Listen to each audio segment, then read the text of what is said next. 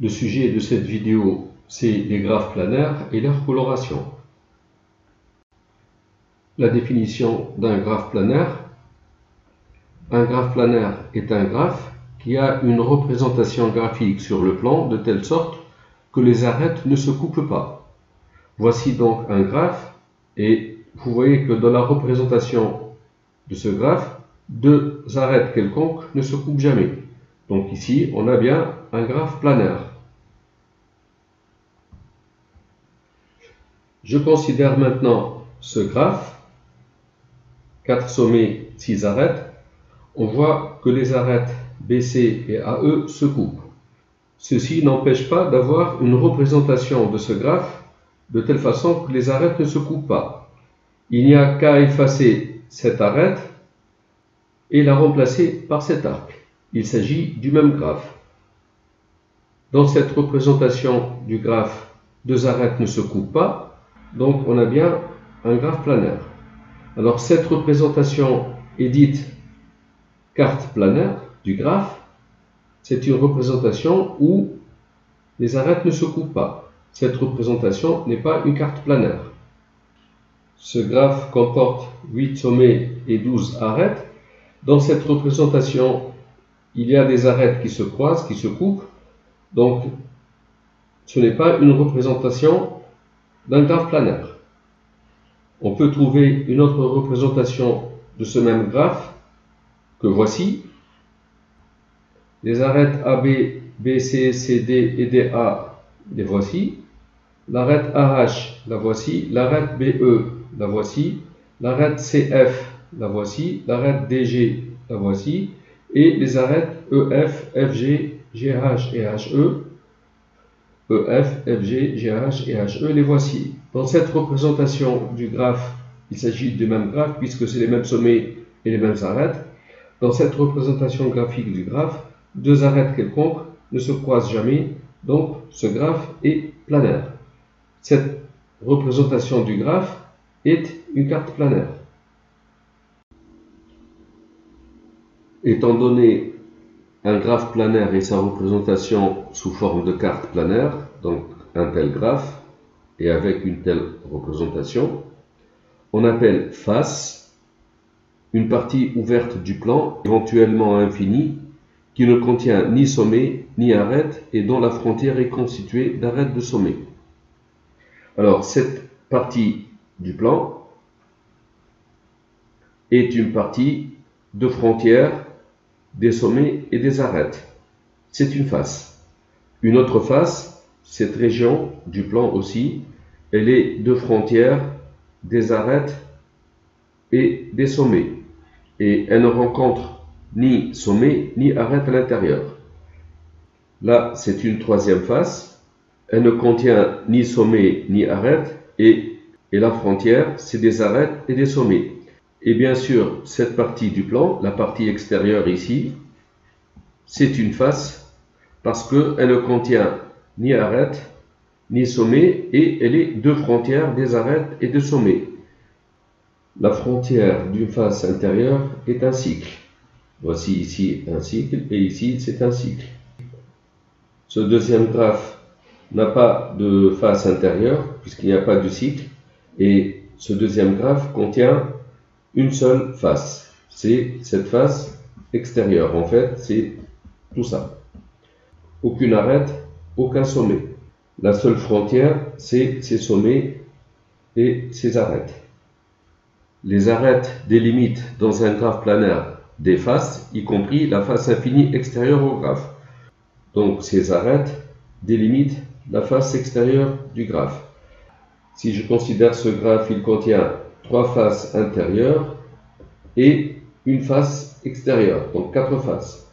Ce graphe contient une seule face. Ce graphe contient 1, 2, 3, 4 faces, 3 faces intérieures et une face extérieure. Ce graphe contient 1, 2, 3 faces intérieures et une face extérieure, donc 4 faces. Cette région du plan est bien une face, puisqu'elle ne rencontre pas d'arête, elle ne rencontre pas de sommet, et la frontière c'est l'arête LC, CF, FE, ED, DA AC et LC aussi, ce qui forme un cycle. Deux faces sont dites adjacentes si leur contour contient au moins une arête commune. Si je considère cette face, son contour c'est ça, cette face, son contour c'est ça, les deux contours contiennent une arête commune, ces deux faces sont adjacentes. Ces deux faces sont adjacentes. Mais cette face et cette face ne sont pas adjacentes, même si elles ont un sommet commun. Mais elles n'ont pas une arête commune. Deux faces qui ne se touchent que par un sommet ne sont pas adjacentes. Voici deux faces adjacentes. Voici deux faces adjacentes. Voici deux faces adjacentes. Et la formule de l'air, si un graphe planaire, donc ici on a 4 graphes planaires, connexes, A, S sommet, F face et A arête, on a la formule S plus F égale A plus 2. Donc dans ce graphe planaire, le nombre de sommets est S égale 4. Le nombre de faces, il y a une face, deux faces, trois faces et la face extérieure, donc 4 faces. Le nombre d'arêtes, il y a 1, 2, 3, 4, 5, 6 arêtes. Alors S plus F, c'est 8. A plus 2, A c'est 6 plus 2, c'est 8. On a bien S plus F égale A plus 2. Si je regarde ce graphe planaire, le nombre de sommets est 8. Il y a 8 sommets. Le nombre de faces, il y a une face, 2, 3, 4, 5 et la face extérieure, c'est 6. Le nombre d'arêtes, il y a 4 plus 4, 8 plus 4, 12 arêtes.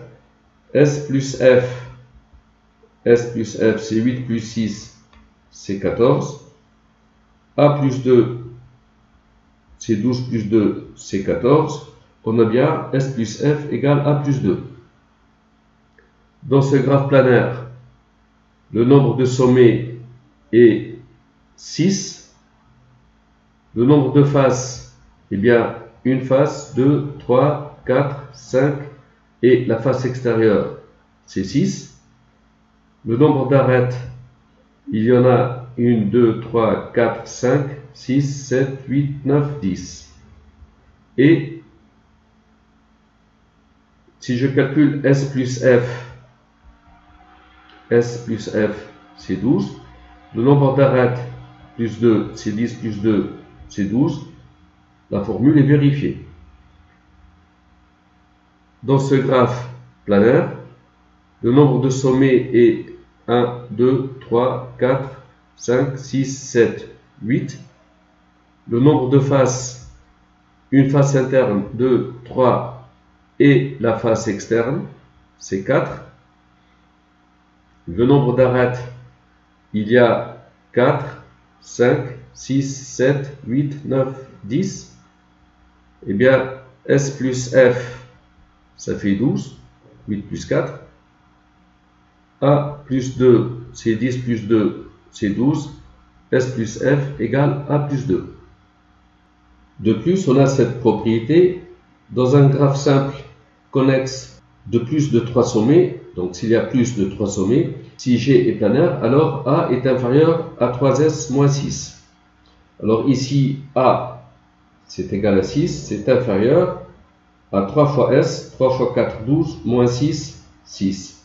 Ici, A, c'est 12, est inférieur à 3 fois S, 8 fois 3, 24, moins 6, 18. Ici, on a A, c'est égal à 10, qui est inférieur à 3 fois S, 3 fois 6, 18 moins 6, 12. Et ici, A, c'est égal à 10, qui est inférieur à 3 fois S, 24, 24 moins 6, 18.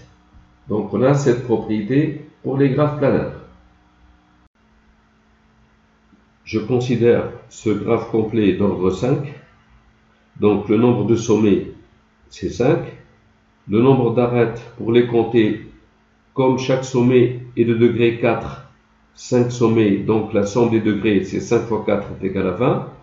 La somme des degrés est égale à 20. Le nombre d'arêtes, on divise par 2, on trouve 10. Ou bien, on les compte, on trouve 10. Alors ici, est-ce qu'on a A, c'est-à-dire 10, qui est inférieur 3 fois S, 3 fois 5, 15. 15 moins 6, ça fait 9. Est-ce que 10 est inférieur à 9? Eh bien non, ceci est faux. Donc, le graphe n'est pas planaire. S'il était planaire, on aurait eu A inférieur à 3S moins 6. Si je considère ce graphe, le nombre de sommets est égal à 6. Le nombre d'arêtes, eh bien, 1, 2, 3, 4, 5, 6, 7, 8, 9 arêtes. Est-ce que A, c'est-à-dire 9, est inférieur 3 fois S, 3 fois 6, 18, moins 6, 12? Ceci est vrai. Et pourtant, ce graphe ne sera pas planaire, parce qu'il y a une relation qui dit si de plus G est sans triangle, donc si je regarde ce graphe, il n'y a aucun triangle, alors A est inférieur à 2S moins 4. Alors ici, A, c'est 9. Est-ce que c'est inférieur à 2 fois S moins 4? 2 fois S, 12. 12 moins 4, c'est 8. Est-ce que 9 est inférieur à 8? C'est faux. Donc, le graphe n'est pas planaire. Ces relations permettent seulement de montrer qu'un graphe n'est pas planaire par contraposé. C'est des conditions nécessaires mais pas suffisantes. Si un graphe est planaire, on a ces relations, mais si ces relations sont vraies, ça ne prouve pas que le graphe est planaire. Un problème à résoudre, soit 3 usines produisant eau, gaz et électricité et 3 villes. Relier chaque ville à chaque usine sans que les canalisations ne se croisent. Alors, les 3 usines, l'une produit de l'eau, la deuxième usine produit du gaz, la troisième usine produit de l'électricité. Et 3 villes, une première ville, une deuxième ville et une troisième ville. Chaque ville doit être approvisionnée en eau, en gaz et en électricité. Donc la ville 1 doit être approvisionnée en eau, en gaz, en électricité, la deuxième ville aussi, la troisième ville aussi.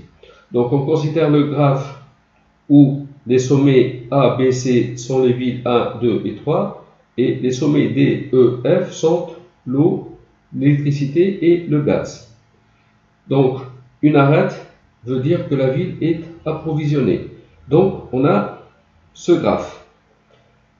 On ne veut pas que les canalisations se croisent, donc on veut que le graphe soit planaire. Or, ce graphe, on sait qu'il n'est pas planaire, on vient de le démontrer, donc ce problème n'admet pas de solution. Et enfin, le théorème des 4 couleurs qui peut s'énoncer ainsi.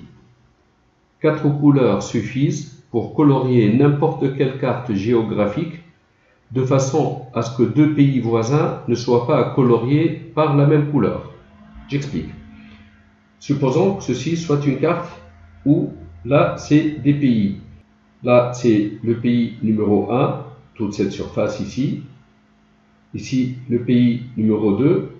Ici le pays numéro 3, pays numéro 4, pays numéro 5. Eh bien, le théorème nous dit que 4 couleurs suffisent pour colorier n'importe quelle carte géographique. Alors, on peut associer à cette figure le graphe suivant.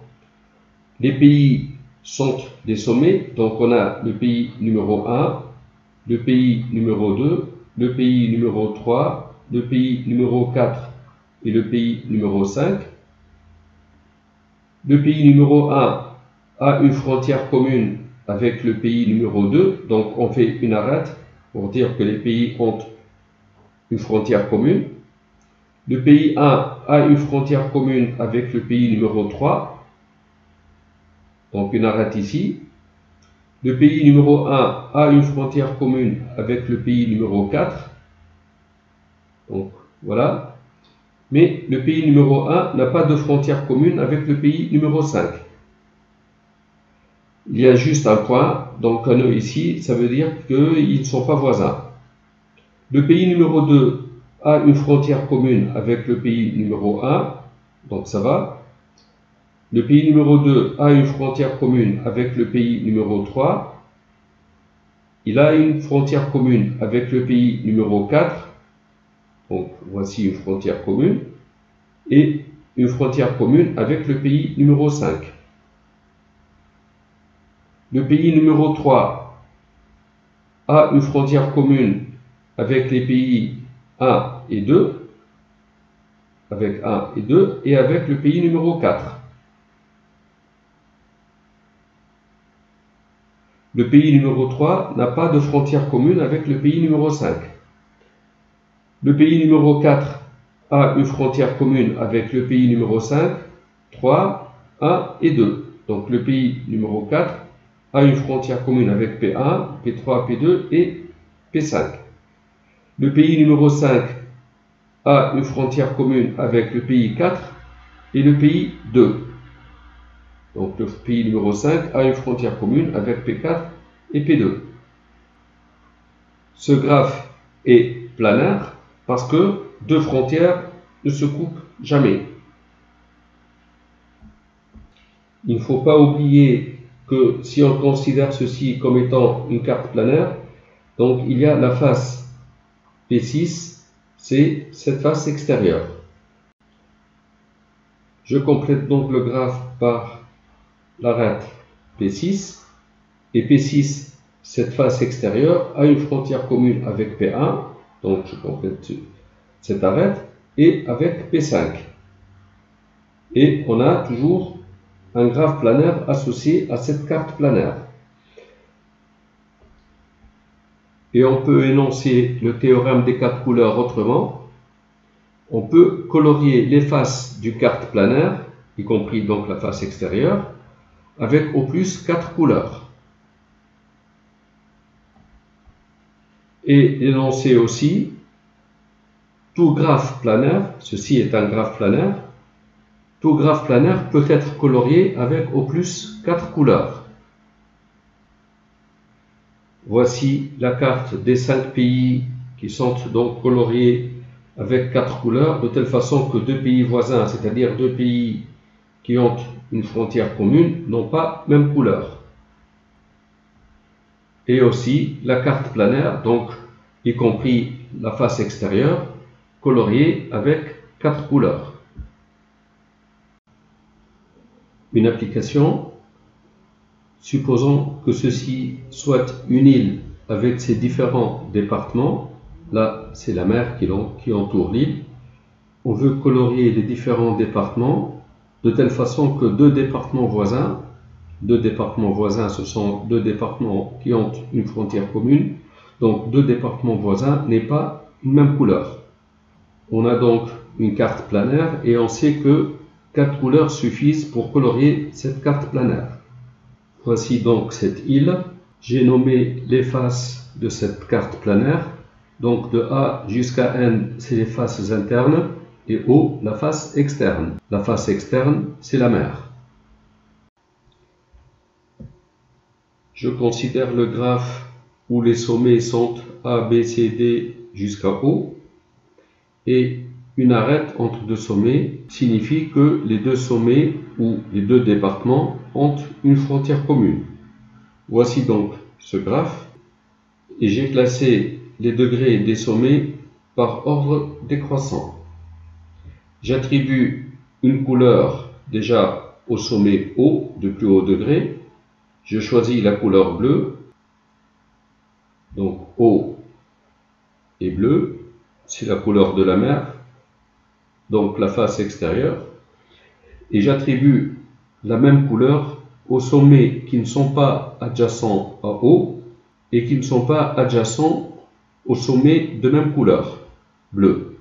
Je ne trouve que le sommet G, donc qui est de couleur bleue. Je passe au sommet J auquel j'attribue une autre couleur. Je choisis la couleur orange. Donc J sera de couleur orange, ici. Et j'attribue la même couleur orange aux sommets non adjacents à J et qui ne sont pas adjacents au sommet de même couleur orange. Je trouve les sommets C, E, A et N.